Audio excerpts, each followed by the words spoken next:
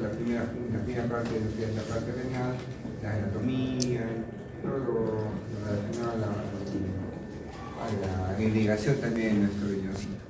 Nos quedamos en la parte del complejo intravenoso como una forma de regulación prácticamente de la función renal. Entonces, si nos acordamos nuestra nefrona, nos podemos sacar nuestro gráfico, ¿dónde está el gráfico de la nefrona?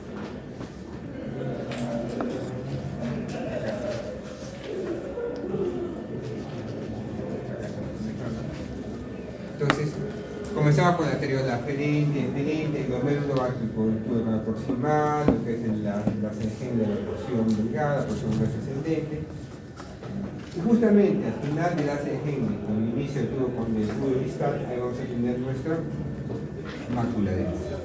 Y esa mácula densa, justamente, junto con la arteriola aferente y eferente, van a ser este complejo yuxtaglomerular. Entonces, este complejo yuxtaglomerular, ¿qué va a censar?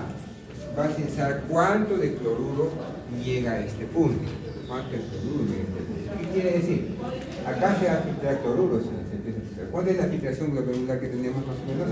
125 mililitros por minuto.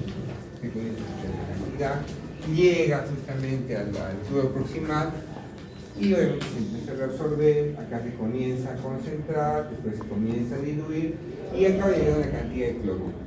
Según la cantidad de cloruro que llegue, va a decir este complejo si está bien filtrado o está bajo filtrado. Entonces, si llega baja cantidad de cloruro, ¿qué quiere decir? ¿Hay buen filtrado o poco filtrado?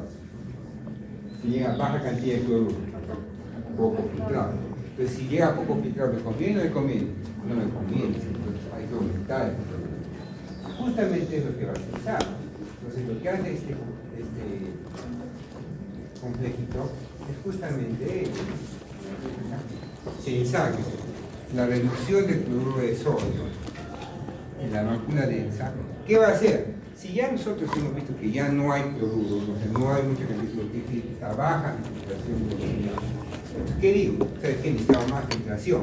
¿Cómo yo genero mayor filtración? Por la arteriola deferente. ¿Qué voy a hacer? La voy a dilatar. Si yo dilato la puerta, la parte de ingreso, y cierro la parte de egreso, tengo más presión acá, ¿sí? Si yo acá la aferente dilato y esta acá la cierro, ¿qué va a tener acá? Mayor presión. Y si yo tengo mayor presión, tengo mayor filtración. ¿Estamos de acuerdo? ¿Cómo es? La reducción del cloruro de sodio de la mácula densa dilata las arteriolas aferentes. ¿Y qué es filtración más amplia? Si hay más amplias, más sangre, más filtración glomerular. Y aumenta la liberación de renina. Esta renina, ¿qué va a hacer al final de cuentas? La arteriola deferente va a hacer aumentar más resistencia a la arteriola deferente. ¿Qué sirve? Va a ser una vasoconstricción. Por un lado, vasoconstricción la parte de lo que es la arteria deferente y esto lo voy a dilatar. Si yo dilato y acá hago una vasoconstricción, que va a tener mayor cantidad de presión en este sitio. Y a mayor cantidad de presión al final me va a mejorar la filtración glomerular. ¿Estamos de acuerdo? Está fácil, ¿cierto? Entonces, de eso se va a encargar justamente este complejo interglomerular. Y al final, de acá siempre viene la pregunta del examen, justamente en relación a lo que hace este complejo. Esperemos que no nos olvidemos. Sigamos avanzando. Y voy tocando, tenemos nuestra. Acá está después. Está acá nuestra nefrona y acá está el complejo. Al final tenemos acá el tubo distal, la porción inicial, luego entre la aferente y eferente. Bueno, dilato acá, si hay menos cantidad de cloruro, menos cantidad de filtrado, ¿qué quiere decir? Yo tengo que dilatar acá y hacer una vasoconstricción acá. ¿Con la intención de qué? De aumentar la filtración glomerular. Sigamos avanzando. Entonces, ¿qué va a pasar, por ejemplo? ¿Cómo decimos que hay digamos, un caso, un caso clínico, ¿no? Por ejemplo, una menor presión arterial? ¿Qué patologías nos llevan a una menor presión arterial? Un shock, por ejemplo. Todos los tipos de shock nos llevan a una menor presión arterial. Un shock séptico podría serlo. Pero si yo tengo un paciente con shock séptico, ¿qué va a pasar? Disminuir la presión arterial. ¿Cuánto es la presión arterial media de nosotros más o menos? 120 sobre 80 es la presión sistólica y diastólica. La presión arterial media de perfusión más o menos ¿cuánto va a ser? tengo que sacar, ¿no?, de la presión arterial. Ya pongámosle que sea 70, ¿no?, que sea 90, por ejemplo, 90, 90 de presión arterial media. O sea, prácticamente ya una buena cantidad de presión. Pero ¿qué pasa si un paciente tiene 70, 30 de presión? La presión arterial media, ¿cuánto será? 45, 50 acá. Entonces, hay menos cantidad de presión arterial. Si hay menos cantidad de presión arterial, ¿qué va a tener? Menos presión hidrostática. ¿Cuánto necesitamos para que haya una buena filtración? 60. ¿Pero cuánto estamos dándole? 50 o 45. ¿Hay buen infiltrado? No. Entonces eso va a cesar, va a generar una menos filtración glomerular. Si hay menos filtración glomerular, ¿qué va a pasar? Menos cantidad de cloruro de sodio en la mácula densa. Si hay menos cantidad de cloruro de sodio en la mácula densa, va a haber dos partes, una parte y otra parte. Por un lado, se elimina, se secreta adenina, y al final, angiotensina 2, colesterol, angiotensina y aldosterona, y al final, esta angiotensina 2, ¿qué va a hacer directamente? Aumentar la resistencia en la arterial endotelial. ¿Y qué es eso? La va a cerrar. Y por otro lado, ¿qué va a hacer? Aumentar, disminuir la resistencia arterial, disminuir la resistencia. ¿Qué quiere decir? Dilatar. ¿Para qué? Para que entre más sangre, pero que no salga. Porque estoy acá tapando. Y con eso solucionamos el problema. Siguiente. En la parte, ¿qué condiciones, por ejemplo, indican que influye el flujo sanguíneo renal? La parte de renal. Muy aparte de todo esto, lo más interesante es el envejecimiento. ¿Qué va a pasar con el envejecimiento? Va a disminuir el flujo sanguíneo renal. Y al disminuir el flujo sanguíneo renal, ¿qué va a pasar con la filtración glomerular? También va a disminuir. Como hemos visto, a partir de los 40 años, ¿no?, comenzamos a tener una pérdida de la función renal progresiva, ¿no? Progresivamente vamos a perder la función renal, hasta que llegue a un momento donde llegamos a tener insuficiencia renal crónica. Entonces los viejitos, por ejemplo, que son sometidos a alta presión, hipertensos, diabéticos, con todo este tipo de patologías, al final llegan con los riñones deteriorados, ¿no? Entonces, cuando ya baja mucho la capacidad de riñón, la tasa de filtración glomerular, por ejemplo, comenzamos a tener pacientes con falla renal crónica. Los pacientes diabéticos, por ejemplo, y hipertensos son los primeros que llegan a falla renal crónica, ¿no? Al final pierden la función renal y tienen que terminar en una diálisis, ya sea una hemodiálisis o si no, una diálisis peritoneal, ¿no? También este lado nos ve de alguna otra forma la influencia de la ingestión de proteínas, ¿no?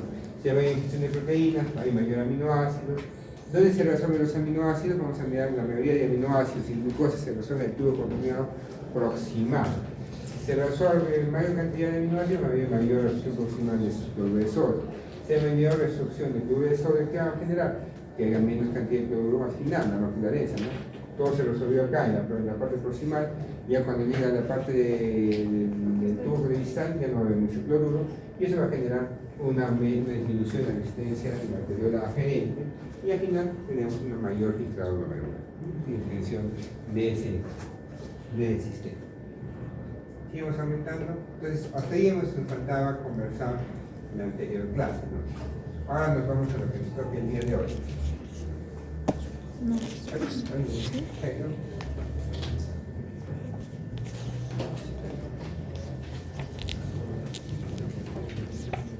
¿Ya han hecho prácticas? Sí. No. Algunos sí, algunos no. Ay, no, no.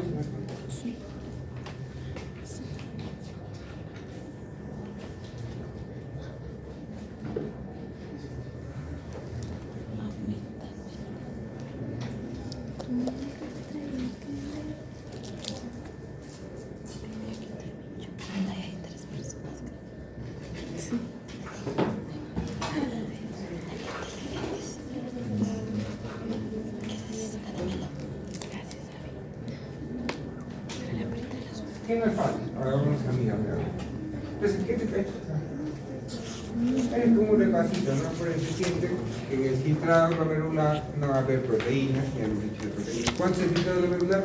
125 miligramos por minuto. Y acuérdense, esta formulita siempre viene en el examen. Como una otra pregunta, ¿no? Por ejemplo, la velocidad de excreción urinaria, la velocidad de filtrado, menos la velocidad de absorción, más la velocidad de secreción. Como estaba graficado en las flechitas. Sí, vamos a avanzar, por eso en nuestra clase anterior.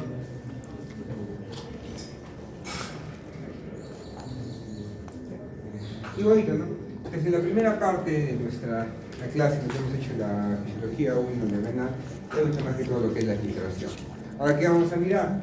La reabsorción y lo que es la secreción. Eso es lo que vamos a mirar. Reabsorción y secreción. Entonces, si hablamos ya de toda nuestra nefrónica, ¿no? Entonces vamos a ver que cada segmento que ustedes han estudiado seguramente en lo que es el colegio tiene una función específica, ¿no? Entonces ver más a fondo esa función específica es lo que tenemos que ver, ¿no? De una forma general.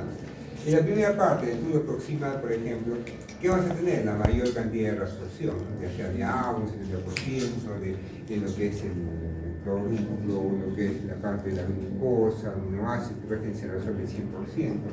Entonces, vamos a tener una gran cantidad de reabsorción, prácticamente todo lo que sea filtrado prácticamente se va a resolver, la mayor cantidad de cosas. Después va a pasar a una rama descendente, y esa rama descendente, como hemos visto, es permeable al agua. ¿Qué quiere decir? Vamos a comenzar progresivamente a absorber agua y agua y agua. Y si hay reabsorción de agua, ¿qué va a pasar con el filtrado glomerular? ¿Cómo va a estar? ¿Se va a hacer hipertónico o hipotónico? Hipertónico. Acá, ¿cuánto tenemos de fluidez plasmática? 300. Entonces, si se va a filtrar igualmente para acá, ¿cuánto va a ser? 300. 300. Se va, acá cuando se resuelve prácticamente se resuelve todo, ¿no? Se resuelve agua, se resuelve también solutos, prácticamente no va a perder la osmolaridad. Entonces va a constar 300.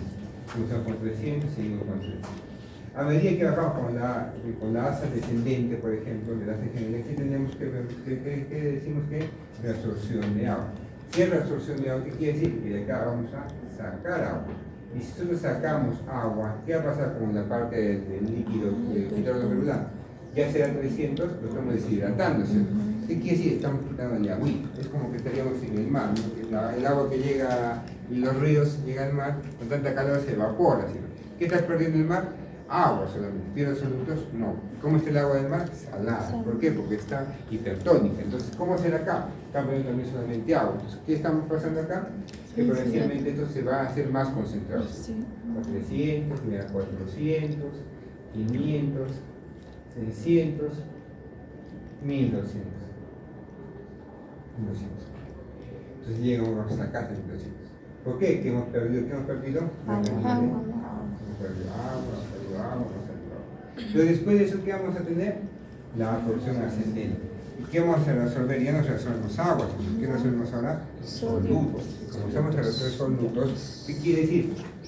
Si ya comenzamos a quitarle solutos a la solución, comenzamos a diluir. Comenzamos a 600 nuevamente, 500, 400 progresivamente, 300 y lo vamos a diluir progresivamente.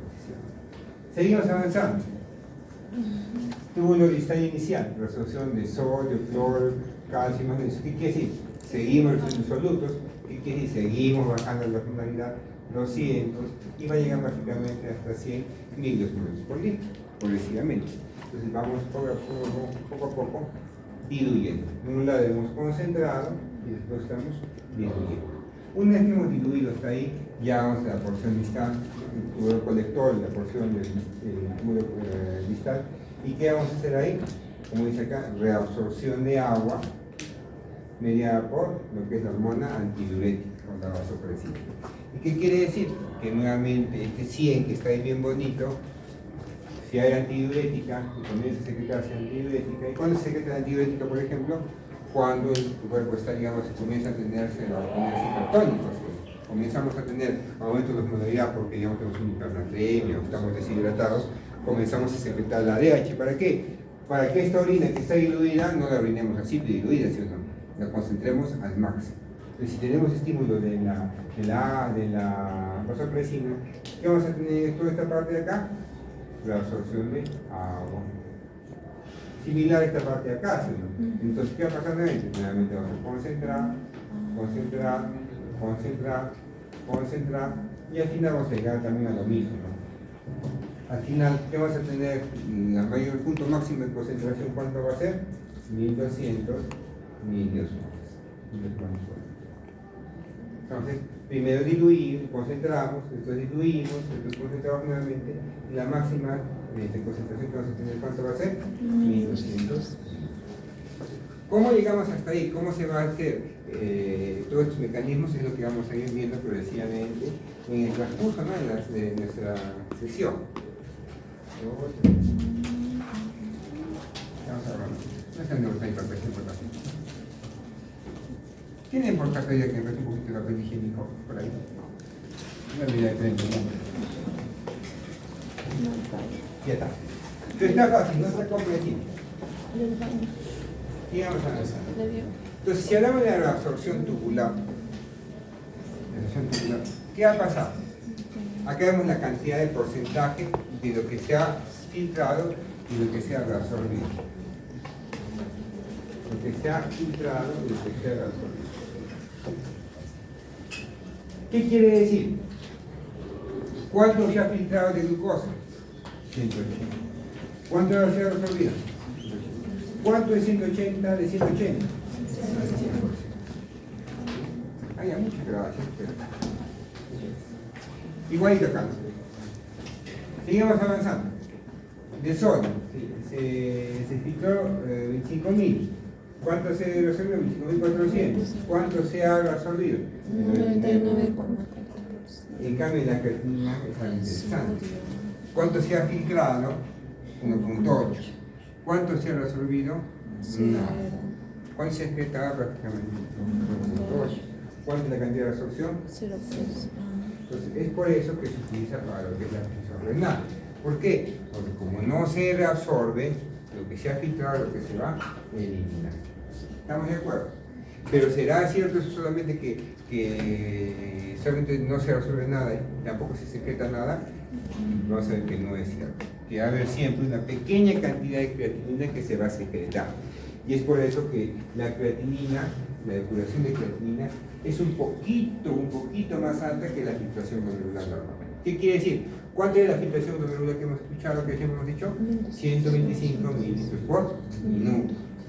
¿Cuánto va a ser la creatinina?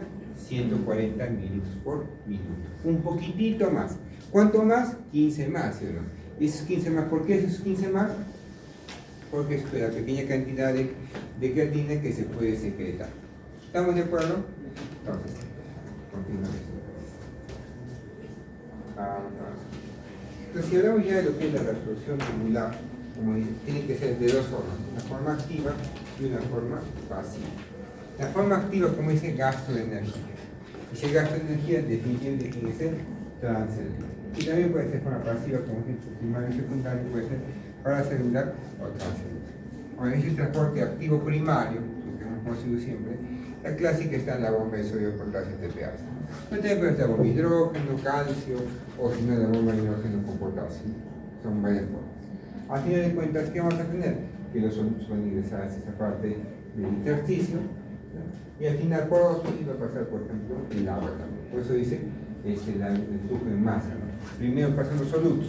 Y si primero pasan los solutos a esta parte de acá, acá hay menos solutos y acá hay más solutos. ¿Y el agua dónde va a ir? De menos a más. Después se presenta un flujo en masa prácticamente, ¿no? Va a comenzar a ir en ese sentido en la parte de lo que es de la absorción. Y aparte de eso, una vez que estemos acá en la parte del intersticio, acá hay mayor concentración, ¿cierto?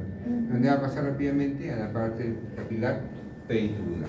Entonces, en el capilar peritubular también hay factores de condición de la absorción, ¿cierto? ¿Cuánto era la presión hidrostática acá? La presión hidrostática capilar era 3. Y la presión coloidosmótica, ¿cuánto era? 32. Y la presión coloidosmótica en las proteínas, ¿qué hace? Jalaba, ¿sí o no? Y la presión hidrostática, ¿qué hacía? Botaba.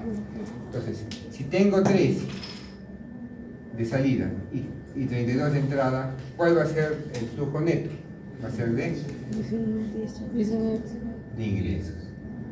Va a ser el flujo de ingresos. Porque esta fuerza va a ganarle a esta fuerza, no por vectores nomás. ¿Estamos de acuerdo? Y al final se va a dar la resolución. Pero gracias a quién? A este capilar peritubular que tiene una baja presión capilar. Y esa presión capilar es de 13, ¿no? ¿Y por qué era de 13? Porque está en serie o en paralelo con los glomérulos. Está en serie. Primero va por los glomérulos, baja la presión y de 100 vasos capilares peritubulares o a nivel de los restos. ¿Estamos de acuerdo? Vamos. Ya vamos a avanzar. Acá tenemos la acción de la bomba de sodio potasio TPasa, que hacemos en la región basal, o sea, en la región laterobasal, ¿no? Al final, ¿qué vamos a tener? Salida de sodio y entrada de potasio. ¿Qué vamos a generar en el ambiente interno? Un gradiente potencial que va a ser negativo, ¿no? De menos 70 milivolts. Pero también, ¿qué tenemos ahí? Menos cantidad de sodio. Como tenemos menos cantidad de sodio, al final el sodio puede pasar rápidamente dentro de la célula. Entonces, si entra cantidad de sodio dentro de la célula o hacia este lado, ¿qué vamos a tener a luz tubular? Pérdida de cargas positivas. Y si perdemos cargas positivas, ¿cómo se va a volver la luz tubular? Negativa. ¿Estamos de acuerdo? Eso que se vuelve negativo en la luz tubular va a condicionar, por ejemplo, que favorezca el traspaso, por ejemplo, de sustancias que sean también negativas. Si tenemos acá gran cargas negativas, ¿nos conviene tener más cargas negativas? No, ¿sí o no? ¿Y quién está acá que sea carga negativa? El cloro. Si el cloro es negativo, y acá está bien negativo porque no hay cloruro, no hay sodio, ya pasa, el cloro va a pasar más rápidamente y se va a reabsorber, ¿no? Se va a reabsorber. Entonces, si hablamos de transporte activo secundario, ¿no? Entonces se va a hablar generalmente de ese transporte y se va a ver bonito en la parte del túbulo proximal. En el túbulo proximal, por ejemplo, ¿qué hemos dicho que se resuelve por qué cantidad? Lo que es la glucosa, aminoácidos, agua, todo lo demás, la gran cantidad de cosas se va a resolver en la parte proximal, ¿cierto? Pero ¿quién se resuelve prácticamente casi el 100%? El sodio, no, y la glucosa y lo que son los aminoácidos. Entonces, esa glucosa que se resuelve a nivel proximal va a ser justamente mediado por un cotransportador que se llama el transportador de sodio-glucosa, lo que conocemos como el SGLT2, ¿no? Transportador de sodio-glucosa. Entonces, como acá tenemos menos cantidad de glucosa, menos cantidad de sodio, ¿no? Porque estamos sacando sodio por la bomba de sodio por potasio TPasa, el sodio va a entrar fácilmente. ¿Y va a salir a quién jala? A la glucosa. Pero acuérdense que tiene entendido por este cotransportador.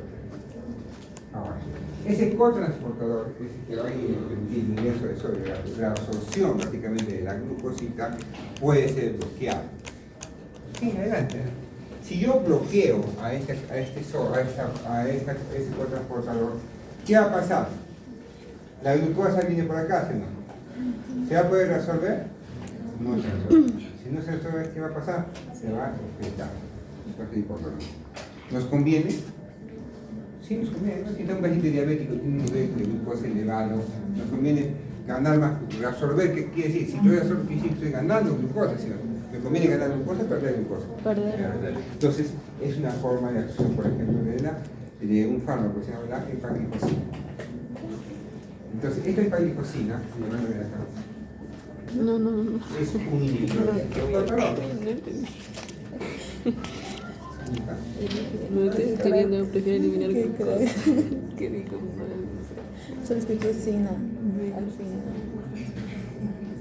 Solo que nosotros preferimos eliminar glucosa. ¿Cómo se llama? Empaglifosina. Como dice, pero teníais una clase de medicamentos inhibidores por favor de sodio-glucosa, por ejemplo, disminuye el azúcar de sangre haciendo que los riñones eliminen más glucosa en la orina. Pero seguramente sustituir un familiar diabético se debería dar esta pastillita. Empaglifosina. Doctor, pero el hecho de eliminar más glucosa por la orina no podría causar una falla renal. Tienes una muy interesante punto, tiene justo que quería hablar de ustedes. Entonces, justamente salió un reporte, ahora por unos días, justamente en contra de este fármaco. El boom, este fármaco, ¿qué haya pasado? Dice que tiene más posibilidades de cetoacidosis diabética de tardía, dice.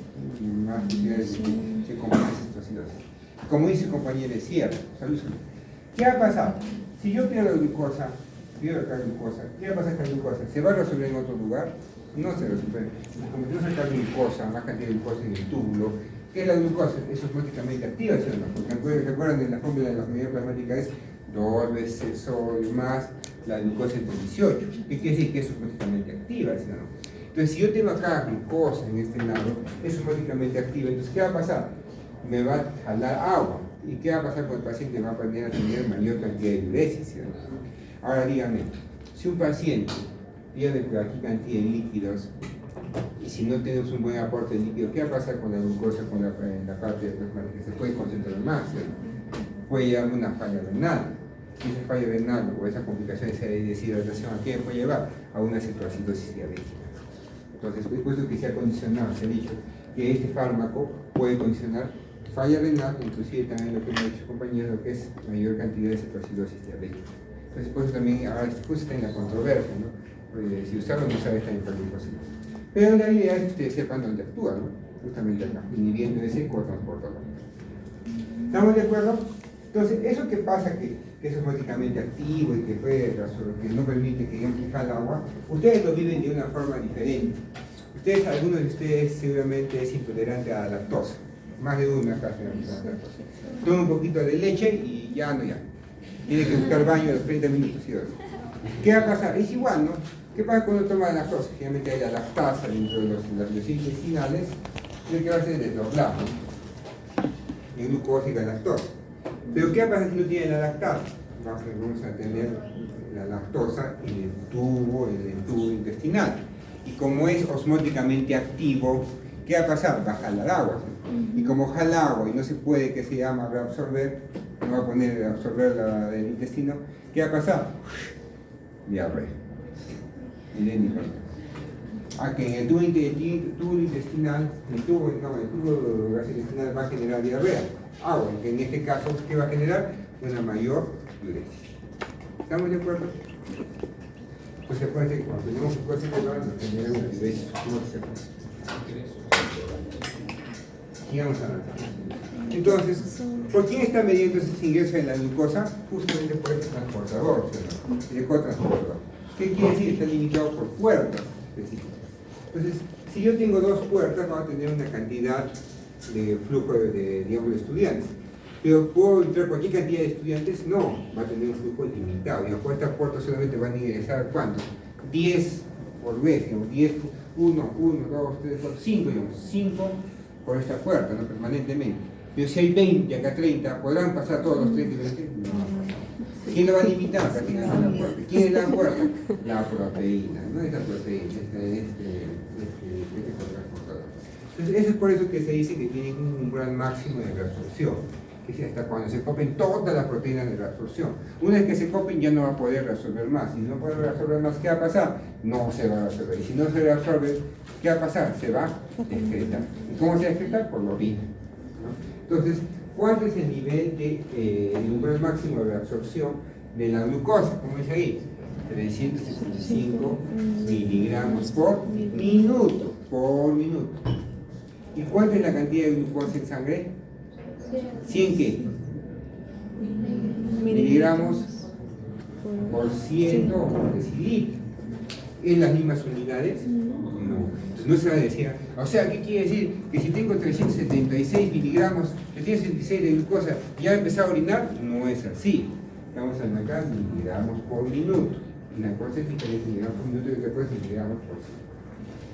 Como hemos visto acá en la siguiente diapositiva, explicadito, ¿no?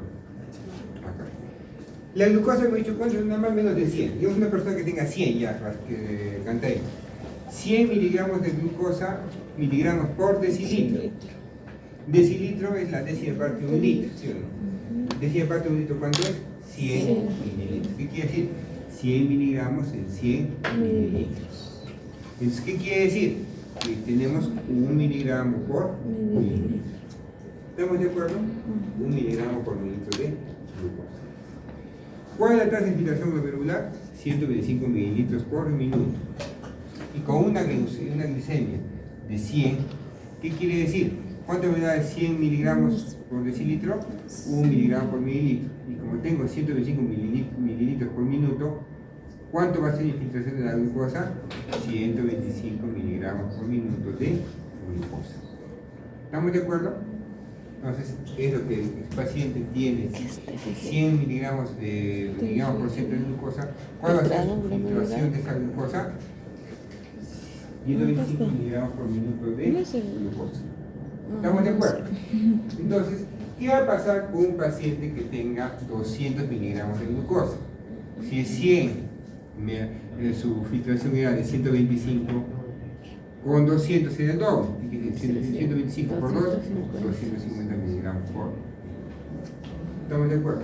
¿Qué quiere decir? Que va a llegar al túbulo 200 miligramos por minuto de glucosa.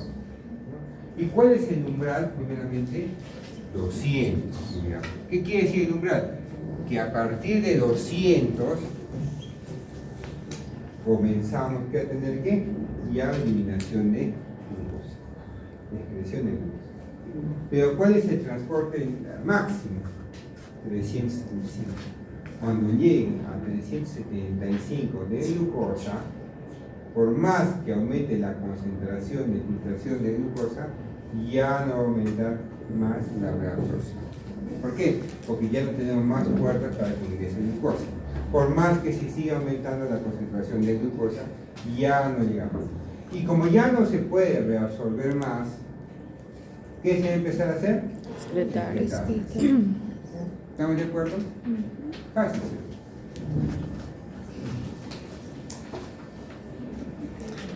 Sigamos. Lo que estamos viendo igualito, no lo hemos explicado. Primero entrar solutos, entrar en el agua, al final tiene que haber un flujo de masa. También acuérdense, como se comentaba acá arriba, hay mayor concentración obviamente de solutos en el intersticio.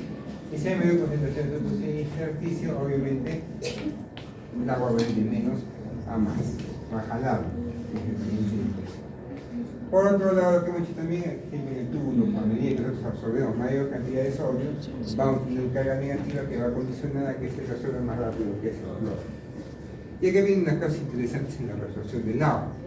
En el tubo condenado proximal, ya sea de género descendente, ¿cuáles son las acoporinas que están ahí para que puedan permitir el paso del agua?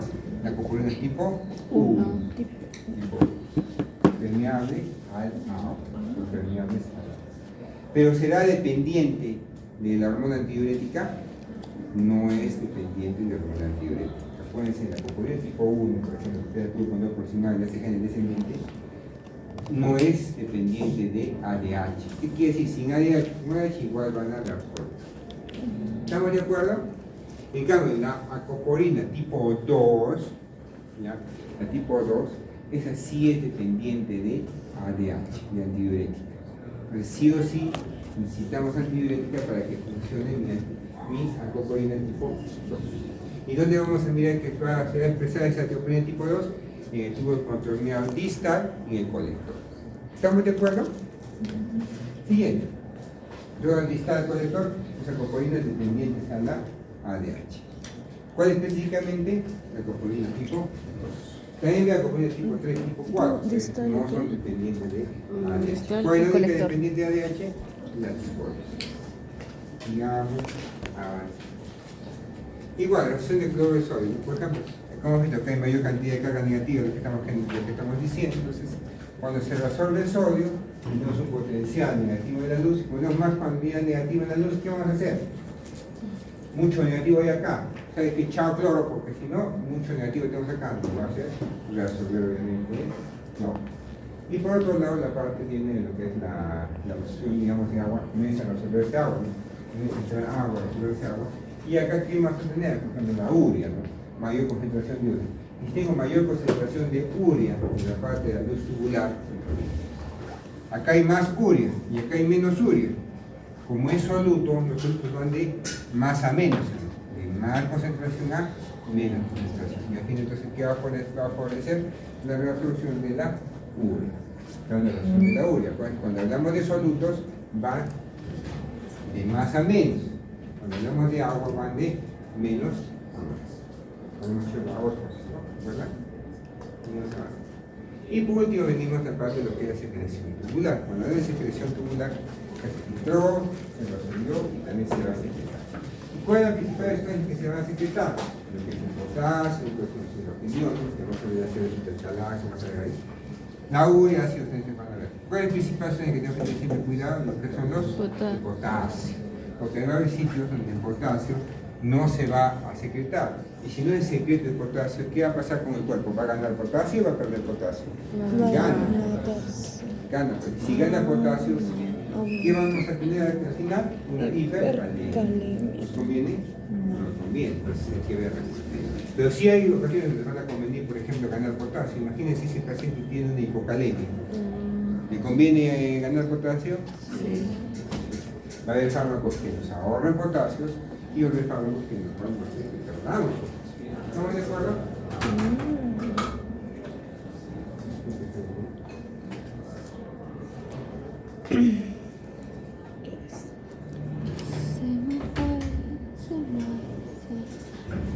Entonces, hasta ahí un descansito de 5 minutitos. Sí.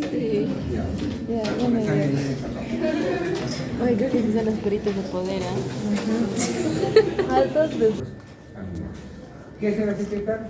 Bicarbonato, que se llama geniones, uratos, aldehidos y también productos de desecho como también la penicilina, fármacos.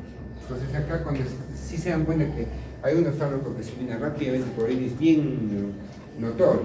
Algunos han estado mal de la garganta, se han metido su faringitis y se han dado la amoxicilina, cuando se han dado la amoxicilina más clavulámico, el plamox, lo demás, ¿no? Cuando se pican y se llaman, toda la cosa. Entonces, eso quiere andar. Y al final han tomado la pastilla y la segunda vez que, la primera vez que hayan ido a orinar, ¿qué han sentido en la orina? Un olor a medicamento, clásico este olor a medicamento a penicilina. Entonces en el hospital se siente clarito hablar de los pacientes a la penicilina. Usamos, por ejemplo, hiperacina tazobactam, que tiene una penicilina, pues se siente olor a penicilina. Repito, entonces, sigamos avanzando. Entonces en este grafiquito vemos acá progresivamente a la longitud, toda la longitud de lo que es el túbulo proximal y que se va progresivamente reabsorbiendo, ¿no? Si vemos acá la parte que es la glucosa y los aminoácidos, prácticamente todo se va a reabsorber, prácticamente. La mayor cantidad de cosas se va a reabsorber. Acá estamos al inicio del túbulo y acá estamos en el 100% prácticamente del túbulo, ¿no? La longitud del túbulo. Al final del túbulo. Prácticamente no habrá nada glucosa ni aminoácidos. ¿Quién se va a resolver también? Lo que es el bicarbonato, pues que va, acá tenemos la relación entre el túbulo y el plasma, ¿no? Menos la relación, porque tenemos menos cantidad de bicarbonato en el túbulo. ¿Por qué tenemos menos cantidad de bicarbonato en el túbulo? Porque le hemos reabsorbido. ¿Quién se mantiene constante? Miren, el sodio y el cloro. Se mantiene constante el sodio y el cloro. Y eso va a ser interesante. ¿Por qué? Porque si mantenemos constante el sodio y el cloro, va a llegar una concentración casi similar a lo que es la CGN de la posición descendente y probablemente cuando suba hacia la parte de la ascendente va a haber la reabsorción generalmente y va a llegar una buena cantidad a la mácula densa. Imagínense si le absorbemos acá todo, no llegaría nada a la mácula densa, entonces no habría ese proceso de retroalimentación. ¿Ya? Seguidamente, ¿qué tenemos ahí? La urea. La urea en relación a la parte del plasma obviamente va a aumentar y la creatinina también va a ir aumentando. Entonces acuérdense que la creatinina no se va a reabsorber. ¿Y por qué entonces aumenta? Se está secretando, puede ser que se secrete, pero más que todo, acuérdense que se comienza a concentrar. ¿Por qué? Porque acá estamos perdiendo gran cantidad también de ¿qué? De agua. Entonces por ejemplo también se va a concentrar. Si sería por debajo, digamos que está reabsorbido, no se va a reabsorber la creatinina. Seguimos avanzando en el tiempo y vamos a la ascendente, lo que es la porción descendente. Y en la porción descendente que tenemos una permeabilidad al agua. Y si yo es permeable al agua, quiere decir que en ese sitio comienzo a reabsorber agua, acá veo la copolina tipo 1, tipo 2, tipo 3, tipo 4, ¿qué quiere que usar copolina será? Tipo 1. Comienza a reabsorber, que se llama cantidad de agua. ¿Qué va a pasar? Poco a poco comienzo a concentrar. ¿Qué quiere decir? Acá cuánto es la unidad plasmática? 300. ¿Gráfica también cuánto entonces? 300. Cloro y sodio estaban isosmolares, ¿te acuerdas? En la parte del gráfico. Sí. ¿Qué quiere decir? Que al inicio prácticamente todo esto ¿cuánto va a ser? 300. ¿Por qué? Porque se ha resolvido tanto solutos como agua, las dos cosas. no se resuelve soluto, solamente agua. Las dos pueden ser resueltas, mantenemos la osmolaridad. Pero ¿qué pasa acá? Solamente es permeable al agua. Y si es permeable al agua, ¿qué va a pasar? Vamos a perder agua. Si yo pierdo agua, ¿qué va a pasar con mi solución que está dentro del túbulo? Se concentra, se Se va a ir concentra. concentrando. Igual que el mar, ¿no? Idéntico, pues evapora porque pierde solamente agua que va a concentrar, no desala. ¿Qué quiere decir? Que progresivamente va a ir aumentando la osmolaridad, 400, 500, 600, y lo máximo, ¿cuánto va a llegar? 1200. ¿Estamos de acuerdo? 1200 por litro. Y llegamos a la siguiente porción de nuestro seguro. Como estamos en la primera parte, ascendente fina, ¿qué decimos de acá ya que es? Impermeabilidad al agua. ¿Qué quiere decir? Que no hay paso totalmente de esta agua. Pero sí que va a resolver lo importante, más que todo sodio. Si resuelve más que todo sodio, lo importante, comienzo a reabsorber. Estoy perdiendo agua, estoy perdiendo solutos. Estoy perdiendo solutos del líquido filtrado, que es filtrado. Como persona estoy ganando, ¿no? Cuando resuelvo yo gano, pero del líquido que está filtrado, si yo reabsorbo, estoy perdiendo. ¿Sí? ¿Qué quiere decir que estoy perdiendo? ¿Qué quiere decir? Que nuevamente, si yo pierdo solutos ahora, estoy quitando la sal al mar, ¿qué quiere decir? Que estoy diluyendo. ¿Qué quiere decir? Como pierdo lo que es sodio, como reabsorbo lo que es potasio, como reabsorbo lo que es cloro, estoy quitando esos solutos, entonces se vuelve de 1200 pasará a 600, 500, 400, 300 gramos. ¿Estamos de acuerdo? Vamos a ir progresivamente diluyendo. Primero concentramos y después diluimos progresivamente. Vamos a avanzar ahora. Entonces ya avanzamos a la que es la ascendente gruesa. Pero antes de pasar a la ascendente gruesa, me olvidé de explicarles algo. Entonces, hemos dicho que acá, ¿cuánto está la osmolaridad? 300. 300. ¿A cuánto llega? 1200. ¿No regresa? ¿No entiendo? 300. Acá concentramos y acá Diluir. ¿Qué va a pasar? Y ahí necesitan principalmente actúan lo que son los diuréticos osmóticos. ¿Han escuchado diuréticos osmóticos? ¿Cuáles diuréticos osmóticos? Diuréticos osmóticos es el mannitol. ¿Cuál es el mannitol? Al 20%. ¿Para qué se el mannitol al 20%? De un edema cerebral. Si el edema cerebral, también se le pone lo que es la parte de lo que es el mannitol, como es hipertónico, ¿qué es lo que va a generar? Deshidratación. cerebral. Entonces, el mejorar va a disminuir el edema cerebral. ¿Estamos de acuerdo? ¿Qué va a pasar? Pero también, como han visto, es un diurético osmótico. ¿Por qué? ¿Cuánto es la osmolaridad del mannitol al 20%? 1100 más o menos, 1100. Vamos a que sea 1100. Voy a buscar en internet. ¿Cuánto es la osmolaridad del mannitol? 1100. ¿Qué quiere decir? Que yo, cuando estoy dando el mannitol 1100, por ejemplo, acá ¿cuánto va a llegar? 1100 de osmolaridad, porque se va a filtrar el mannitol, ¿sí o no? 1100. ¿Y cuánto tiene la sangre en sí de osmolaridad? 300 más. En total de osmolaridad, ¿cuánto tendremos? 1400. Imagínense, acá dentro del túbulo tenemos 1400. Acá tenemos dentro del túbulo 1400. Y afuera, ¿cuánto tenemos? 1200. ¿Qué va a pasar? ¿El agua de dónde va a ir? ¿De más a menos, de menos a más? De menos a más. De menos a más. ¿Qué quiere decir? De acá a acá. De acá para acá. ¿A dónde va a ir? Al túbulo. Es lo que pasaba en esta porción. No era al revés, sino de acá salía el agua, sino se lo subía. Pero como estamos acá con el mannitol, ¿qué va a pasar? Va a ir en sentido contrario. Va a ir hacia el túbulo. Y si yo comienzo a tener mayor cantidad de agua en este túbulo, ¿qué va a pasar al final? Voy a aumentar la diuresis. Comienzo a aumentar la diuresis. ¿Por qué? Porque he jalado agua al túbulo. Y si comienzo a jalar agua al túbulo, ya comienzo a tener mayor cantidad de agua en todo este trayecto. ¿Estamos de acuerdo? Está fácil, ¿no? Entonces, es la acción, por ejemplo, del monitor. ¿Quién más actúa así? La glucosa. La glucosa es silente. Cuando estamos con un paciente diabético, ¿qué va a pasar? Va a aumentar la osmolaridad dentro del túbulo. Si aumenta la osmolaridad dentro del túbulo, ¿qué va a pasar? El agua va a ir hacia el túbulo. Y si aumenta el agua en el túbulo, ¿qué va a pasar? Voy a orinar más. Y es por eso que cuando nosotros tenemos diabetes, ¿qué dice? Que tenemos las 4 P's. ¿Cuáles son las 4 P's? Polidipsia, poliuria, polifagia y pérdida de peso, ¿no? Poliuria, ¿por qué? Porque comienza a orinar más. Polidipsia, ¿por qué es polidipsia? Porque comienzo a tomar más agua, porque me estoy deshidratando, pues, ¿no? Estoy deshidratando. Es igual que las personas que toman, como las que toman licor. ¿Qué hay cuando toman licor? Comienza a orinar más en la población del ADH, ¿no? ¿Qué tienen ellas más? Más cantidad de sed, no comienzan a tomar más agua. Al día siguiente de la salida, ¿cómo están? De una sequía total, ¿cierto? Están sedientos con la resaca, ¿cierto? Y bueno, ¿por qué? Porque están deshidratados.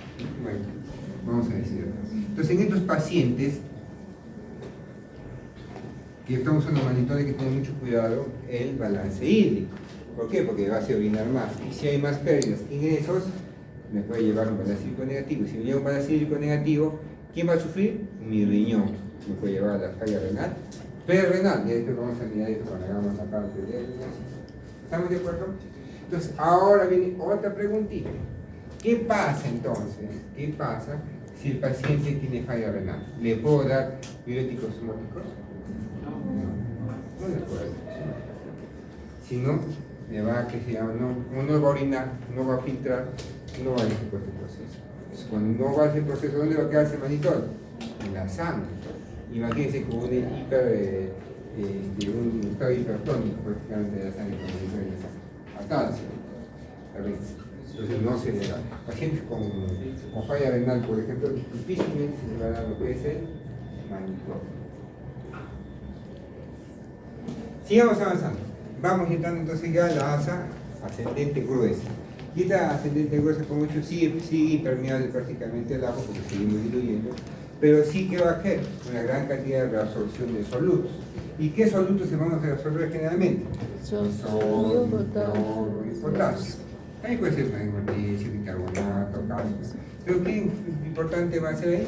El potasio, el sodio y el cloro. Entonces, ¿mediante quién se va a reabsorber? Mediante el cotransportador. ¿Qué va a hacer? Que va a ingresar sodio, potasio y cloro. Básicamente va a resolver. Con la misma gradiente de sodio ingresa y con ellos obviamente va a ingresar lo que es el cloro y potasio. Va a ingresar. Entonces, como hemos visto acá, es un cemento diluyente. ¿A cuánto va a llegar al final la dilución?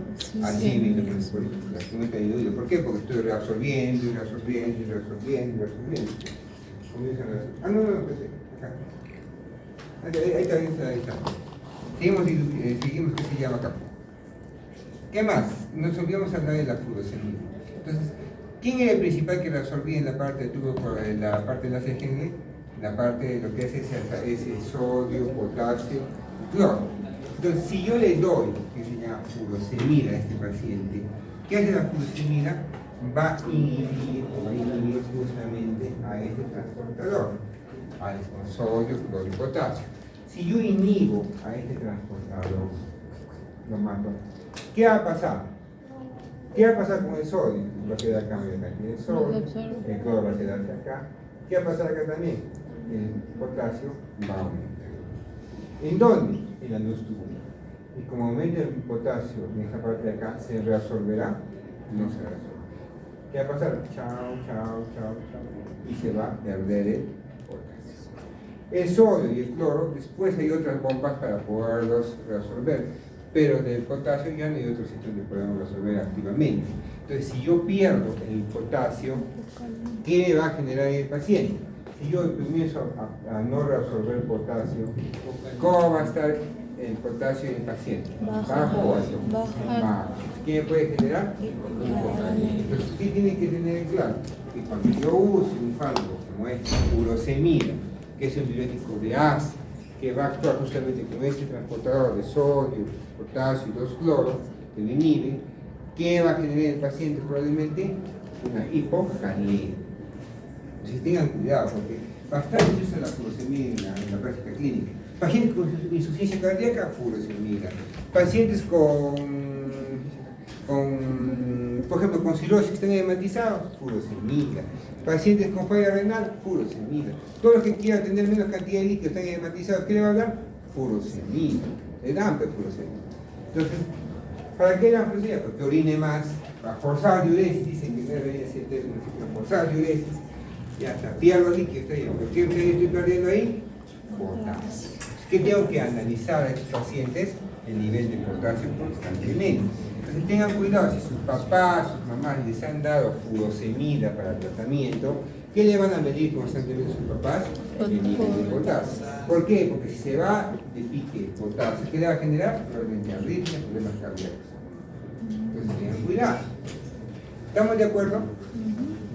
Y como hay esa más cantidad de potasio, el potasio puede refluir obviamente para la parte de lo que es los tubos controlados.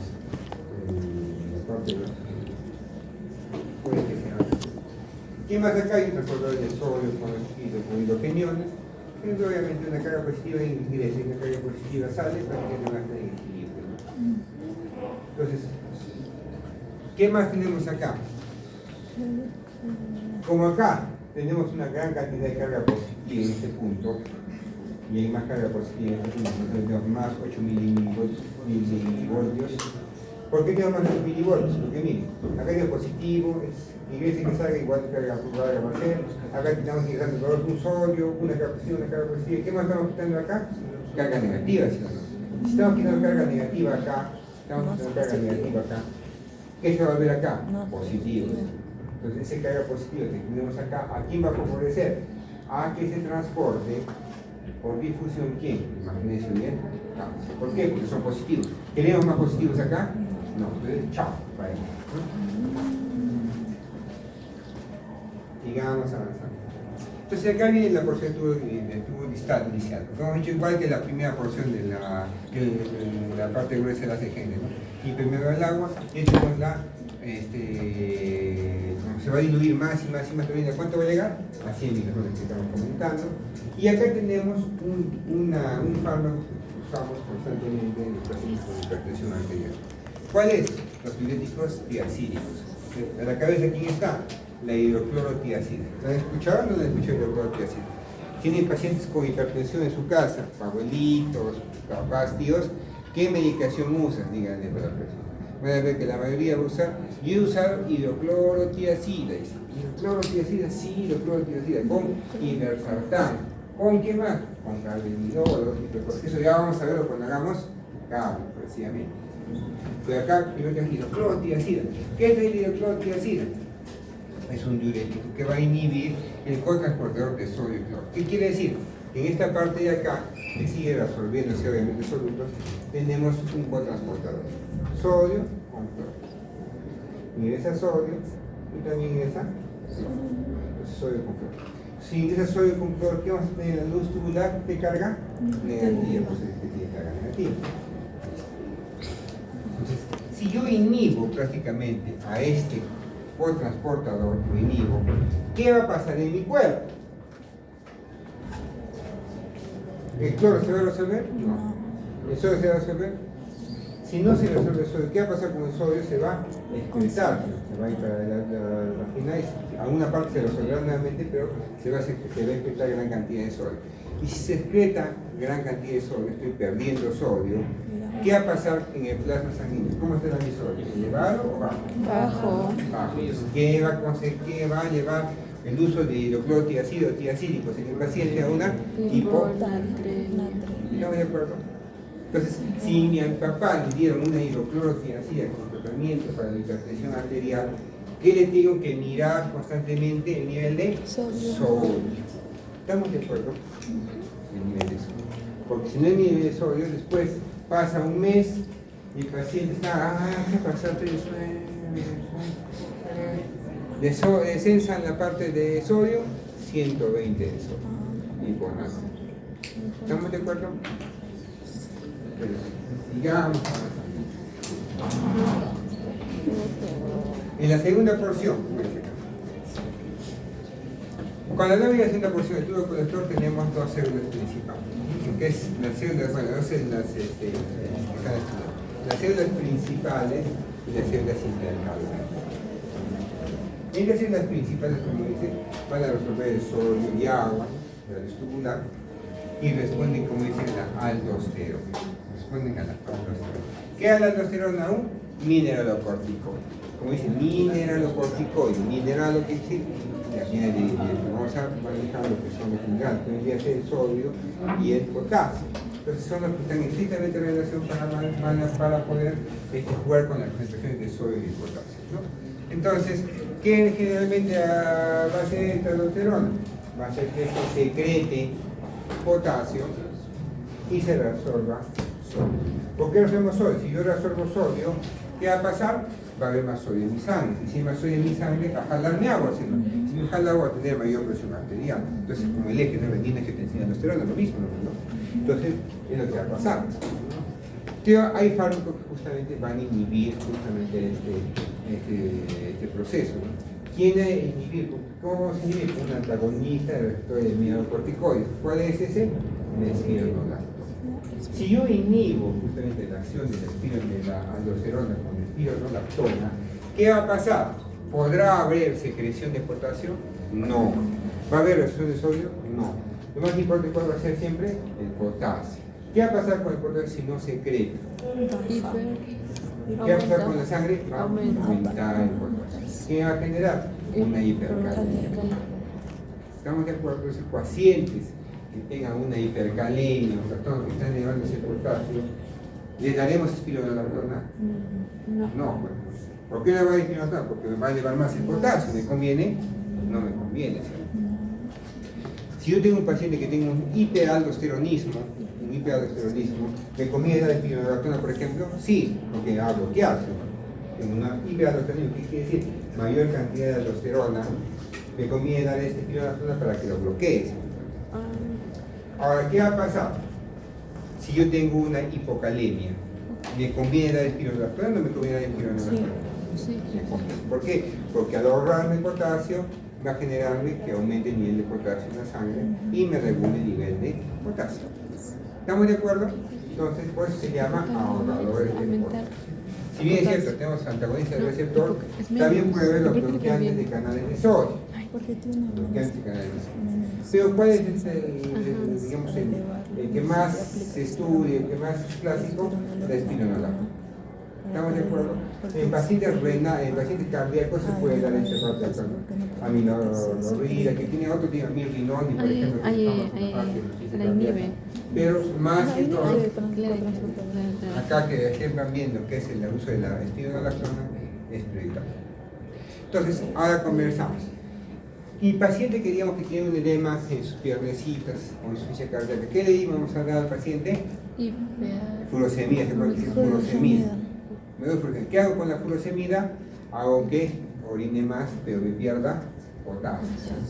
Entonces, para que me ahorre potasio, ¿le puedo dar espironolactona o no? Entonces, generalmente los pacientes que tienen tratamientos crónicos con furosemida, ¿con quién van combinados? Con espironolactona. ¿Estamos de acuerdo? ¿Por qué? Porque el espironolactona me ahorra y por otro lado, el diurético furosemida obviamente va a ser más general, mucho más diuresis. Por un lado pierdo y por otro lado gano, para que esté compensado. ¿Estamos de acuerdo? Ustedes van a ver cuando ustedes tengan pacientes renales, cardíacos, inclusive cirróticos que se usa también la furosemida con el espironolactona, furosemida con el espironolactona. Siempre tengan cuidado. Entonces, si usan espironolactona, ¿qué van a tener que revisar constantemente? El nivel de potasio. No, otra cosita que me olvidé decir acá. Ahora, la aldosterona, que era un mineralocorticoide, ¿cierto? Si es un mineralocorticoide, ¿dónde se producirá? En la glándula suprarrenal. ¿Cuándo lo vamos a mirar eso? Cuando hagamos en los ríos, pero vamos adelantando. ¿Qué va a pasar entonces en un proceso que se llama insuficiencia suprarrenal? Si un paciente tiene una insuficiencia suprarrenal, ¿tendrá aldosterona? No. Si no tiene aldosterona, ¿va a haber absorción, va a haber secreción de potasio? No. ¿Va a haber la absorción de sodio? No. Entonces, ¿qué va a tener ese paciente que tenga insuficiencia suprarrenal? Por un lado, si no secreta potasio, va a estar elevado de potasio, ¿no?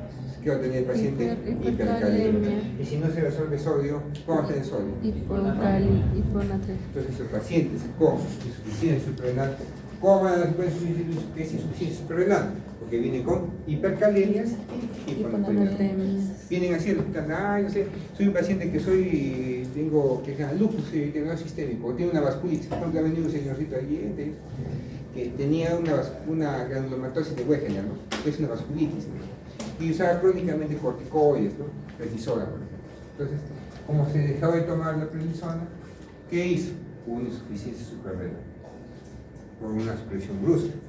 ¿Con qué vino? Con una hipercalemia, 6.5 de potasio y sodio en 110.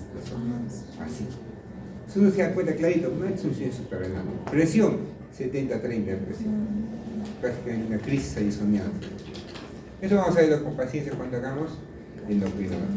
Entonces, ¿cuál sería el tratamiento de este paciente? Si no tiene corticoides, si tiene insuficiencia suprarrenal que no es corticoides, no envían corticoides. ¿Qué hay que hacer entonces? Dale corticoides. Entonces, ¿no ustedes corticoides? No le ponen corticoides. A ver, un corticoide. Dexametasona, no digan que no está por dexametasona.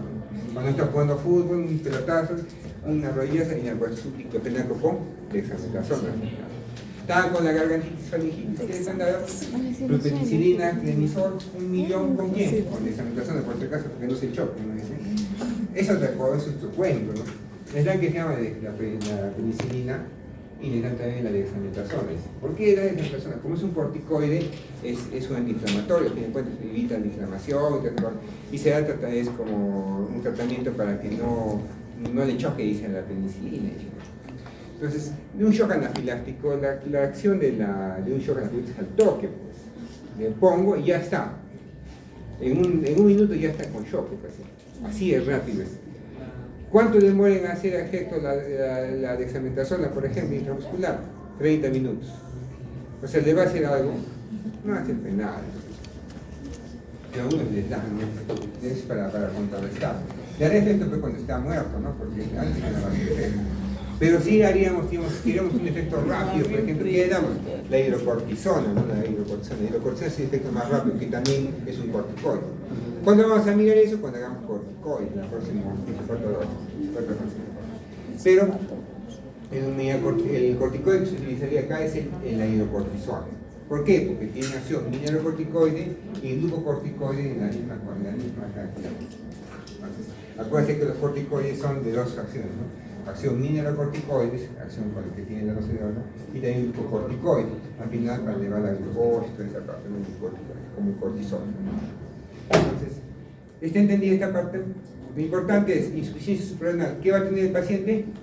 Hiponatremia y hipercalemia. Con eso que sepan, soy feliz. Hipercalemia. Progresivamente van a aprender muchas más cosas más. Es como un cuentito, ¿no? Entonces, ¿qué más? Sigamos avanzando.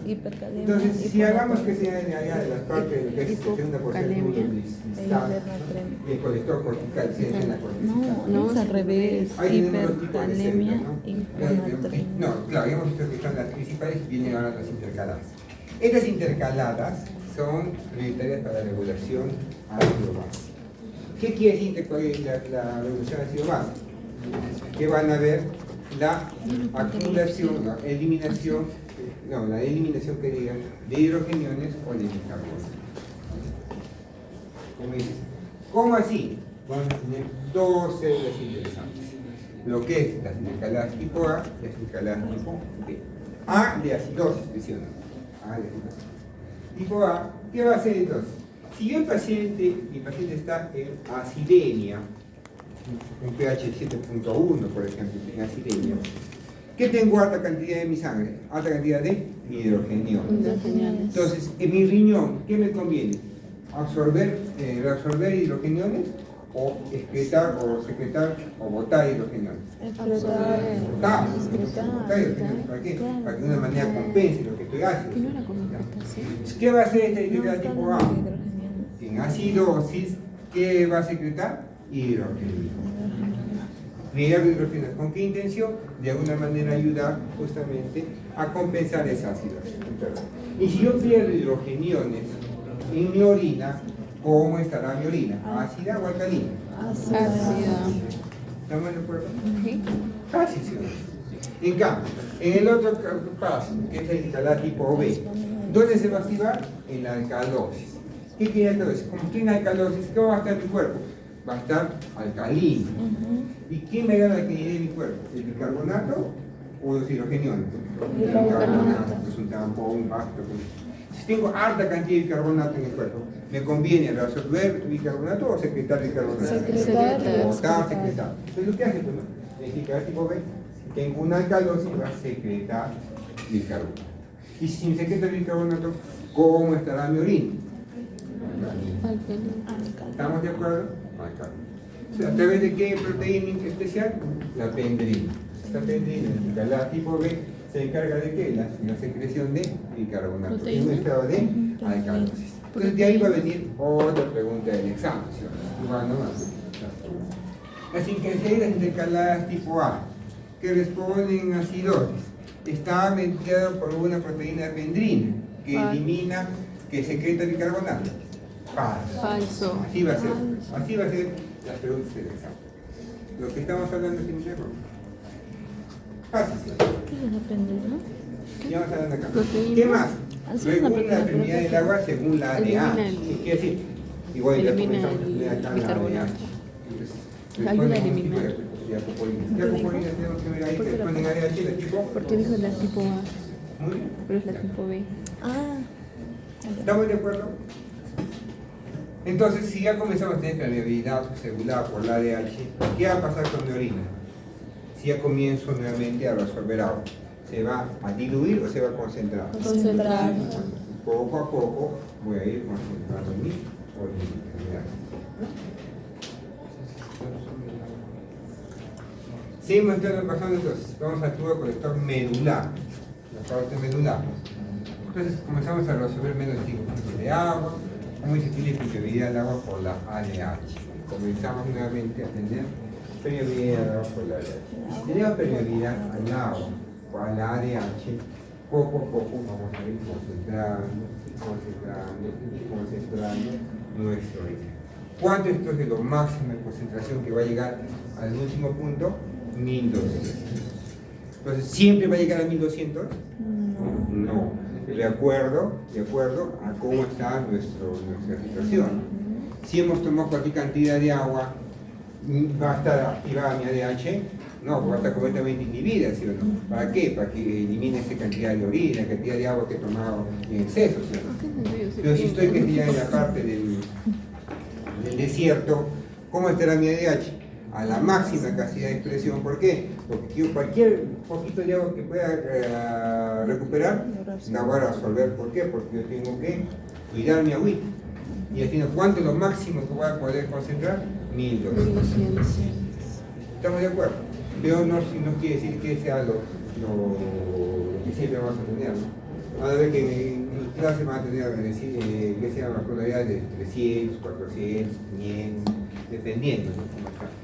La persona que va a tomar el alcohol, si es que ha tomado una buena cantidad de alcohol y su riñón está más o menos bien, así como lo que dice el libro, va a orinar una orina bien diluida, ¿no? Y van a mirar que no sea siempre así, porque va a tener otros efectos, ¿no? Capaz que se han tomado anteriormente agua, capaz es el único vaso que han tomado todo el día y se comienzan a hacer experimentos, no va a ser bueno. Si una persona que está correctamente hidratada y toma y vamos a hacer alcohol, obviamente va a tener una orina diluida. Diluida es igual a concentrada. Es lo contrario. ¿Han hecho la práctica ya? ¿No te acuerdas que cuando ¿de baja de alcohol? la frecuencia Se concentra. y cuando sube se diluye? Van a hacer la práctica de alcohol. Van a hacer esto para Ustedes hicieron, por favor. Ah, ¿de la orina? Entonces, ¿y salió o no? ¿aquí hay un descansito? ¿Ya un descansito?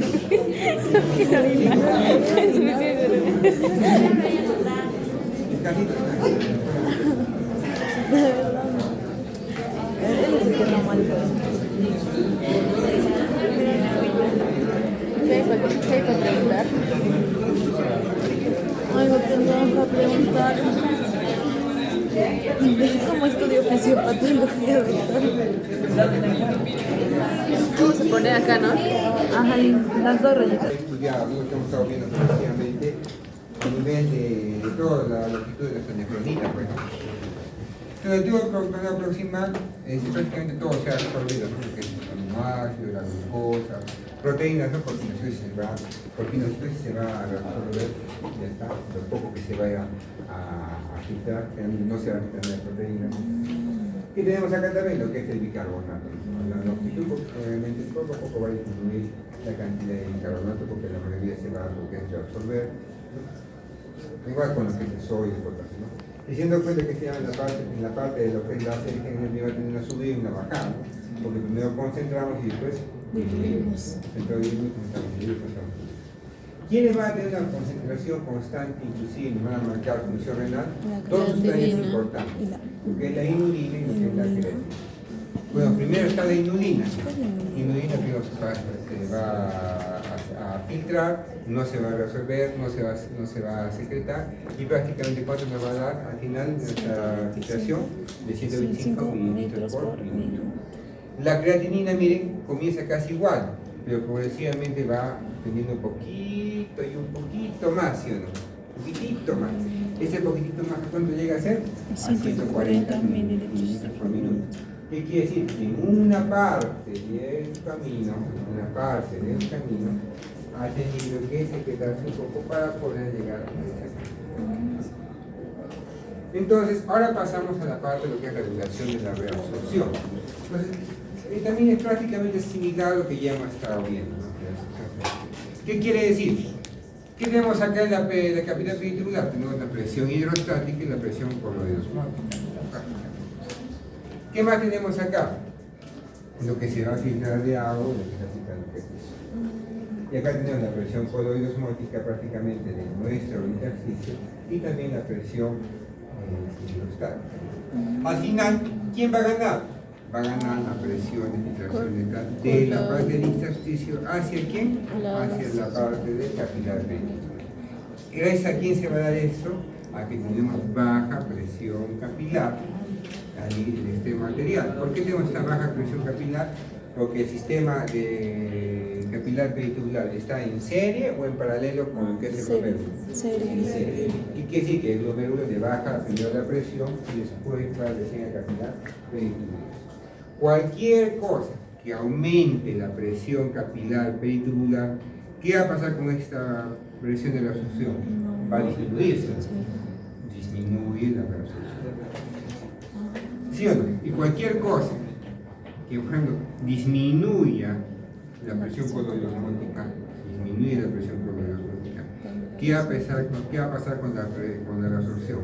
¿Va a disminuir o aumentar? Disminuir. ¿Sí o no? Entonces, eso vamos a mirar en esta parte de acá. ¿Qué quiere decir? Si yo aumento la presión capilar peritubular, ¿qué va a pasar? Aumento acá. Va a ir en contra prácticamente de la reabsorción, por eso dice que disminuye la reabsorción. ¿En qué casos pasa eso? Primero, disminución de la resistencia de la arteriola aferente. ¿Qué pasa si disminuyo la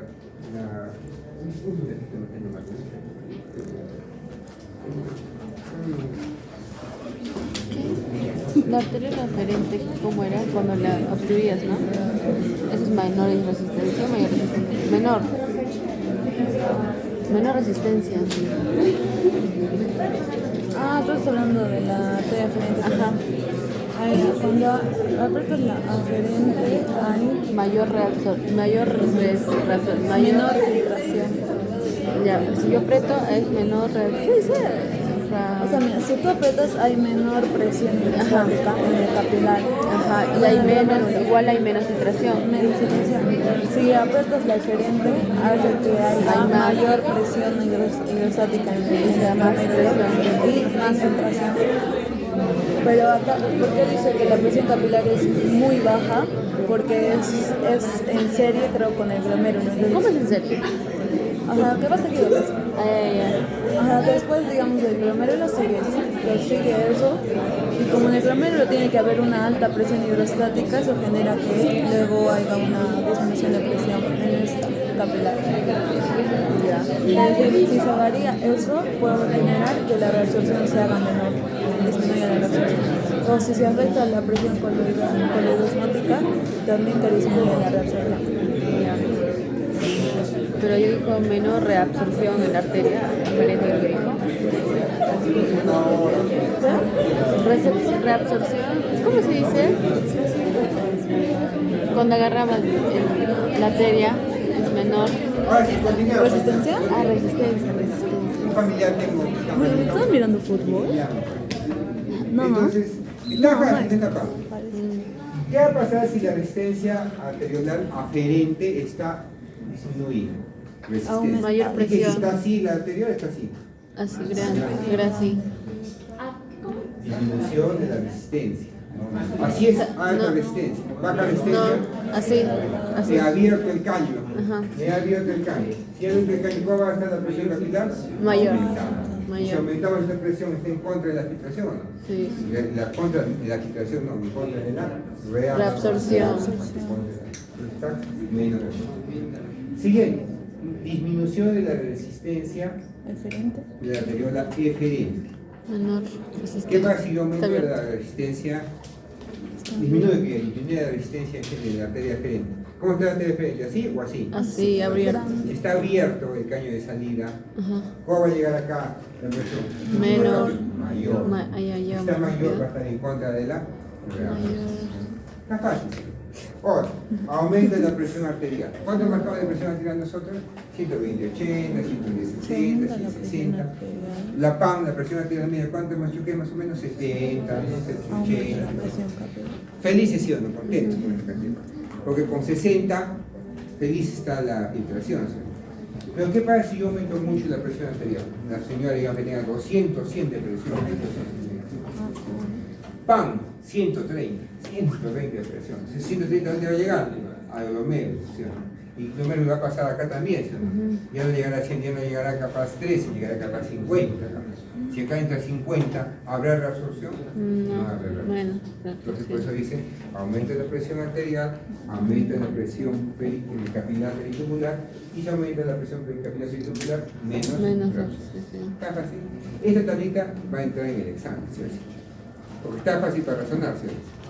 No. La siguiente, presión coloidosmal. Si aumentamos la presión coloidosmótica en el capilar peritubular, mayor ¿qué va a pasar? Mayor reabsorción, porque la presión coloidosmótica, ¿qué va a hacer? Jalar.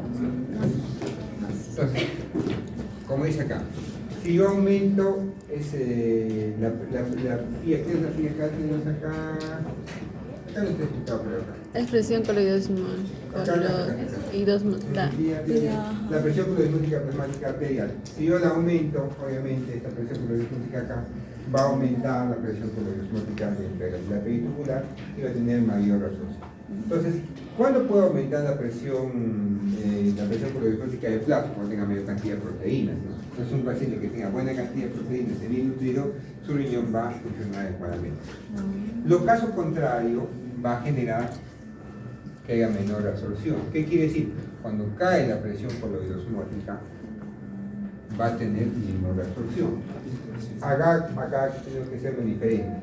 Ahí dice aumento de la presión coloidosmótica del plasma, ¿cierto? ¿Habrá algún estado donde disminuya la presión coloidosmótica del plasma? Sí, cuando tengamos menos proteínas en el plasma. ¿Y cuándo tendremos menos proteínas en el plasma? Cuando estemos desnutridos, cuando tenemos una cirrosis, una fabricación,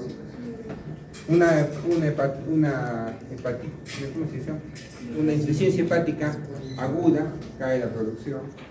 Todo lo que haga caer la producción de proteínas va a disminuir la presión coloidosmótica. Sería al revés la flechita para abajo, si disminuye, ¿no? Y si disminuye la presión coloidosmótica en el plasma, va a disminuir la presión coloidosmótica en el capilar. Y si disminuye esto también, ¿qué va a disminuir? La reabsorción. Entonces, ¿dónde se da este caso más infinito y explicado? Cuando tenemos un paciente cirrótico. En un paciente cirrótico, ¿Qué va a pasar? No hay buena cantidad de presión de proteínas. Entonces no hay una buena presión coloidosmótica. Y si no hay una buena presión coloidosmótica, no hay una buena reabsorción. Entonces, ¿qué va a pasar? El paciente puede entrar a nivel de falla renal, ¿sabes? Tanto por la primera parte, que no haya presión coloidosmótica, por por el mecanismo también, vamos a tener una falla renal. Entonces, ¿qué se complica? Se complica el hígado, ¿con quién? Con el riñón. Entonces, ¿qué? ¿Gol? ¿Gol? Sí. Acostado. Entonces, en estos pacientes, por ejemplo, cirróticos, que se complica tanto el hígado con la parte de nuestro riñoncito, entonces, ¿cómo se llama eso? Se llama síndrome hepatorrenal. Síndrome hepatorrenal. Entonces, cuando tenemos un paciente con un síndrome hepatorrenal, que es una falla renal aguda secundaria, el proceso que no tiene proteínas, por ejemplo, dada por el hígado y por el riñoncito, por el hígado que diga, entonces se complican ambas cosas y la mortalidad supera el 80%. Entonces, pacientes cirróticos que comienzan a tener falla renal, ya hay que echarles la cruz porque probablemente vaya a ir al fracaso multiorgánico y a la muerte. Entonces, ahí viene una preguntita. Si nosotros tenemos pacientes cirróticos y estamos pensando que nuestro paciente va a ir a falla renal, ¿qué le damos al paciente? ¿Qué le falta al paciente si es cirrótico? Le falta proteínas. Entonces, ¿le damos proteína o le damos proteína? Sí. ¿Qué proteína le damos? Le damos la albúmina. Entonces, ¿viene albúmina vía así en frasco sintético? Sí. Entonces, para el paciente que tenga riesgo de síndrome hepatorrenal, que dicen que probablemente va a ir por este mecanismo que ustedes están aprendiendo, a la especie suprarrenal, a la falla renal, por un problema de la presión coloidosmótica y toda esta parte, ¿qué le va a dar al paciente cirrótico? Proteínas. ¿Y cómo se da proteínas? A través de albúmina. Entonces, le damos. ¿Cómo le damos? 2 frascos cada 8 horas. Después nada terapéutica, técnica aplicada, van a hacer esta parte. Pero damos ahí albúmina. ¿Y qué vamos a hacer con la albúmina? Va a ir albúmina por acá y ¿qué va a generar? ¿Qué va a mejorar? La presión coloidosmótica. Frenamos un poco lo que es la falla renal. O se llama como prevención. Cuando ya está dada la falla renal, ya no, pues ya, ¿no? Podemos seguir dándole no para ayudarle, pero lo interesante es que no llegue a eso, porque si llega a eso, comenzamos a tener mayor mortalidad. Entonces, cuando hagan la parte de medicina interna, van a hacer bastante. Síndrome hepatorrenal, busquen lo que es así con internet, en internet, síndrome hepatorrenal, tipo 1, tipo 2, sigamos avanzando. Entonces, al final de cuentas, como hemos visto, acá tenemos mayor presión, la presión hidrostática va a hacer salir, la presión coloidosmótica va a jalar y al final la presión neta va a ser para hacer el capilar periinfectivo. Al final igual, acá cuando tenemos un problema, cuando hay una reducción de la absorción, cuando aumentamos la presión capilar, por ejemplo con una hipertensión arterial no sostenida, o cuando disminuimos, ¿no?, la presión coloidosmótica. Por ejemplo, un paciente cirrótico, que no tiene complicación de proteínas. Entonces, ¿qué va a pasar? Va a haber una reducción de la reabsorción. Entonces, terrible con el paciente. Entonces, hartos pacientes van a ver con ese problema de síndrome hepatorrenal, hartos en los hospitales, y una de las principales causas de muerte de pacientes cirróticos es que hacen ellos.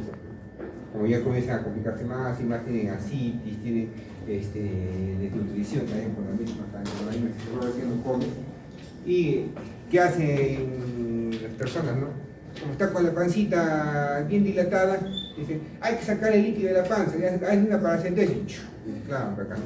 Y clavan por acá y le ponen que se llama un catéter, ¿no?, una pequeña, como una bránula, y sacan líquido, que le sacan el líquido.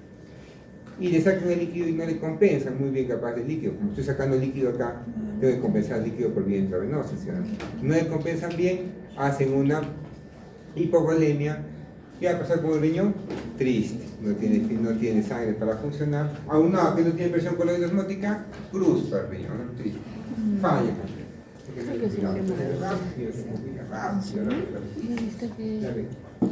Seguimos esta parte de acá. En la regulación hormonal de nuestro riñoncito, tenemos acá, ¿no? Normal, tenemos acá la aldosterona, la que hemos estudiado, ¿no? ¿Qué va a hacer al final de cuentas? La absorción de sodio. Angiotensina 2, ¿qué va a hacer al final de cuentas? La absorción con de sodio y presión de hígado. Antidiurética. ¿Qué hacía la antidiurética? Con la con los que son las acoporinas, la La absorción absorción de de agua. agua. Este acá interesante con bastante, el péptido natriurético auricular. ¿Qué es el péptido natriurético auricular? Este péptido es muy utilizado cuando nosotros se va a elevar, mejor dicho, cuando tenemos una distensión de la aurícula derecha. ¿Qué quiere decir? ¿Qué pasa si el paciente tiene una insuficiencia cardíaca? ¿Qué quiere decir? Que el corazón no bombea. Si no bombea, ¿dónde se va a quedar la sangre? ¿Al lado derecho o al lado izquierdo? Al lado derecho. ¿Sí o no? Y si queda en el lado derecho, ¿qué va a pasar? Va a tener infiltración yugular, va a tener que se llama edema, ¿no? Porque por esta parte no va a llegar al lado izquierdo, ¿sí o no? ¿Y quién llega? ¿Dónde desemboca toda la sangre del lado, que se llama el lado venoso? En la aurícula. ¿Cómo? Chao. En 2 minutos. ¿Dónde hay? ¿De Venezuela? Pues están contentos, dije yo, qué raro. Gol. Pero uno, pero otro. Y entonces, ¿qué va a pasar si comenzamos a no tener buen corazón? ¿Qué va a pasar si no tenemos un buen corazoncito? Se va a acumular. ¿Y dónde llega toda la sangre? A la aurícula derecha, ¿sí o no? Si llega más sangre a la aurícula derecha, ¿cómo va a estar la aurícula derecha? ¿Así bien chiquitito o bien dilatada? Dilatada. Es estiramiento de esas fibras de la aurícula. ¿Qué va a secretar? El péptido natriurético. Natri que viene de sodio. Urético es eliminar sodio. ¿Qué va a hacer entonces? Eliminación justamente de sodio. Disminución de la reabsorción de sodio. Si disminuye la reabsorción de sodio, ¿qué va a hacer? Perder justamente el sodio. Y si pierdo sodio, ¿con quién se va con el sodio también? El agua. Es decir, ¿para qué? Entonces, para que pierda agua. ¿Para qué? Porque estoy bien dilatado y sabes que yo no puedo más, sabes que bote el agua, bota. Para que bote y de alguna manera pueda compensar ese estado. ¿Lo va a lograr? No lo va a lograr, obviamente, si es un físico cardíaco no lo va a lograr, pero esa es la intención. Entonces, ¿cuál es el biomarcador de insuficiencia cardíaca? El péptido natriurético auricular. Nosotros lo conocemos como ProBNP, y eso van a hacer cuando hagan biología y van a hacer la práctica de esos marcadores. Pero biomarcador de insuficiencia cardíaca, ¿cuál va a ser? El péptido natriurético auricular. Si no lo olvidas, mi apartación de residencia es... Siempre pregunté. ¿Qué dijo? ¿Qué vas a saber? ¿El marcador? En esa parte de acá igual lo que hemos visto, ¿no? Cuando hay una hipotensión, no hay una hipovolemia, hay una hipoperfusión de nuestro riñoncito, y al final, ¿qué va a llevar? A una liberación de la renina. ¿Y esa renina qué va a hacer? Que al final, por el eje de renina y aldosterona, al final, ¿qué vamos a tener? Que hay una secreción de aldosterona y secreción de aldosterona, ¿qué va a hacer? La absorción de sodio. De sodio para expansión del volumen. Por ejemplo, yo reabsorbo sodio también con X viene agua. Entonces, a medida que tenga más agua, más presión. Si tengo más presión, mejoro la presión arterial y disminuye el proceso de hipovolemia. Por otro lado, la misma historia, la angiotensión va a generar per se un aumento de la presión arterial. Entonces, al final de cuentas, si ya tengo mayor presión arterial, ¿qué le tengo que decir a la renina? ¿Que siga liberando más renina o ya no ya? Ya no ya. Entonces, es un feedback negativo. ¿Ya? Pero ¿qué pasa si yo digo que se vuelve esto más y acá más? Muerto. ¿Qué va a pasar? Más liberación de renina, más retención de agua, más retención de sodio, más presión arterial, más y más. ¿Qué me genera? Hipertensión arterial. Entonces, si ya está este eje mal, ya está mal este eje, ¿qué tengo que dar? Algo que me corte. Doy que sea mi captopril, doy los IECA, por ejemplo. ¿Qué quiere decir? Voy a cortar los captopril, los sartén y los sartán. ¿Qué quiere decir? Que van a estar justamente sobre esta parte, ¿no? Entonces, si yo corto esta parte de acá, ya no hago esta parte de acá. Entonces, al no hacer esta parte de acá, no aumento la presión arterial y de alguna manera compenso este ciclo vicioso positivo. Por eso los feedback positivos siempre llevan a cosas patológicas. ¿Estamos de acuerdo? ¿Qué damos acá, por ejemplo? Iversartán, ¿no? Iversartán, que es un ARA2, por ejemplo, medidor de receptor de angiotensina 2, por ejemplo. Entonces, inhibimos prácticamente la acción de la angiotensina 2. Entonces, ¿qué más? ¿Qué es otro, por ejemplo, tenemos ahí el Leosieca, el captopril, ¿no? Por ejemplo. Sigamos avanzando. El hormona antibiótica de lo que estamos hablando, ¿qué tenemos acá? Justamente, ¿no? La acción del antibiótico. Tiene la vasopresina, la antibiótica, se comienza a unir a sus, que se llama, a sus receptores ¿Y qué va a ser al final? ¿La expresión de quién? De la coporina 2.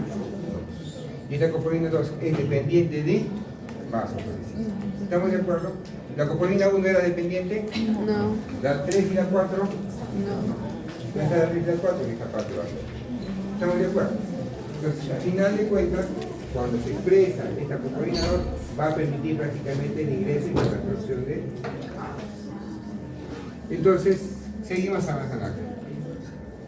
Y hemos visto la parte de la filtración, de la precipitación, lo que es la reabsorción y lo que es la secreción de una u otra forma. Y ahora que nos falta ver cómo medimos la función renal. Entonces, ¿cómo nosotros medimos la función renal? Mediante lo que es el aclaramiento renal, ¿no? Esta parte del aclaramiento renal. Entonces, este aclaramiento renal, acabamos de aclarar lo que es la sustancia. ¿Cuál es la sustancia por excelencia que tenemos para ello? La inulina. Entonces, esta inulina, ¿cuánto va a ser su aclaramiento? O la filtración prácticamente. 125 mililitros por decilitro. Pero hay sustancias que tienen menos aclaramiento y otras que tienen más aclaramiento. Si tengo más aclaramiento, si lo normal es prácticamente es lo que nos da el cuerpo, 125, es lo ideal. Si tengo más cantidad, ¿qué quiere decir? Que se ha filtrado y un poco también se ha secretado. Entonces, por eso que la creatinina tiene 140, un poquito más. ¿Por qué? Porque se ha filtrado 125 y ¿cuánto se ha secretado? 15. Y por eso llega a 140. En este caso, con el fosfato, caso, ¿cómo están? 1.3, 2, 25. ¿Qué quiere decir? Comenzaron en 125, ¿sí o no? Pero ¿qué pasó? ¿Por qué bajó toda esta parte acá? ¿Por qué bajó? Porque se han reabsorbido. La mayoría de estos se reabsorben. Y como se han reabsorbido, después son tan bajos los niveles de aclaramiento. Entonces, ¿nos servirán para medir función renal? No. ¿Quién nos va a servir? La inulina. Pero esa inulina se inyecta. ¿Y estaremos todos los pacientes para medir función renal? No. Usamos uno que se acerca. ¿Quién se acerca? La creatinina. ¿Estamos de acuerdo? Está fácil.